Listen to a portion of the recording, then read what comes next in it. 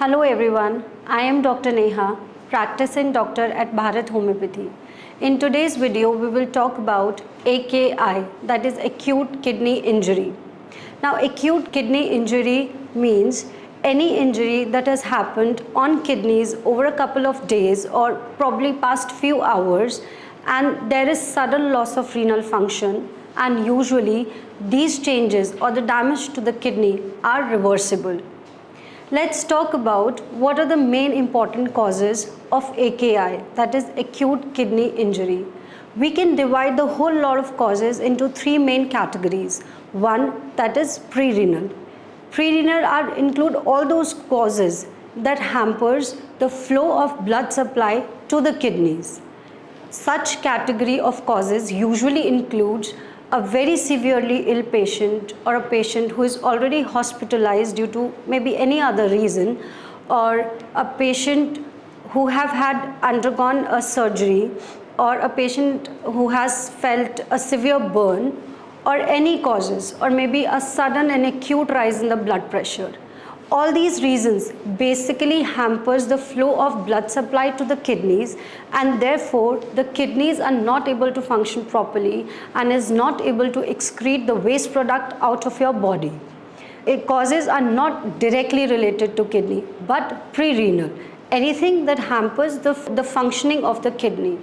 The second important category of the causes of AKI are intrarenal, that is any cause that is related directly to the kidney, maybe a blood clot in the kidney or an acute infection of maybe glomerulonephritis or lupus nephritis or any other reason that causes an acute and direct injury on the kidney, and therefore the kidneys do not function properly and the waste products are not excreted out of the body. The third important category of AKI are any reasons that causes an obstruction in the urine outflow.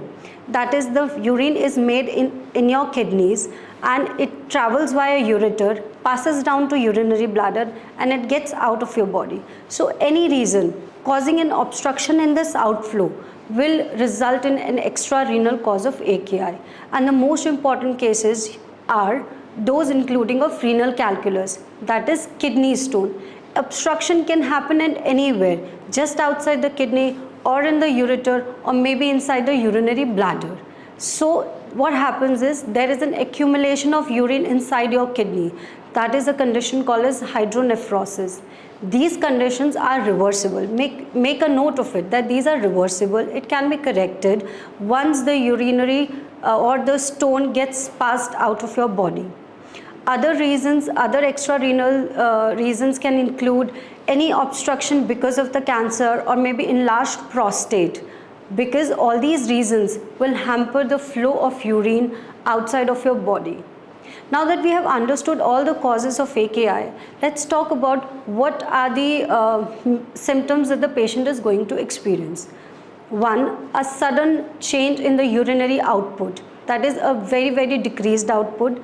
The patient can also experience foaminess in the urine or maybe blood in the urine. Depending upon the background history, depending on the reason of AKI, the patient can have a history of high blood pressure or maybe fever or any other symptoms that is related to the history. The patient can also present with swelling, sudden swelling all over the body, or maybe change in the appetite, nausea, vomiting, shortness of breath. The patient might experience like he's not breathing properly, and obviously other reasons. It entirely depends on the cause of AKI. Let's talk about what are the changes in the reports that is going to be reflected.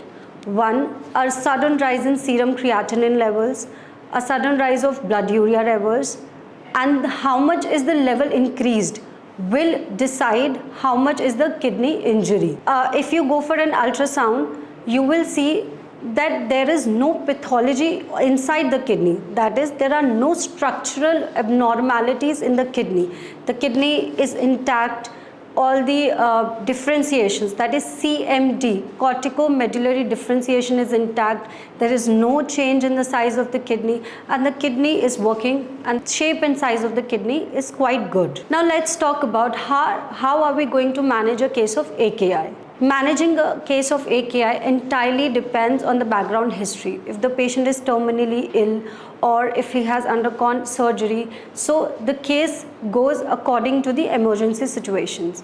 But if it is a case of infection or renal calculus, homeopathy can help you very well with it. If you're experiencing any of the things that I've described above, do not worry, do not panic. Just get in touch with Bharat Homeopathy team and we will give you the best guidance. Thank you.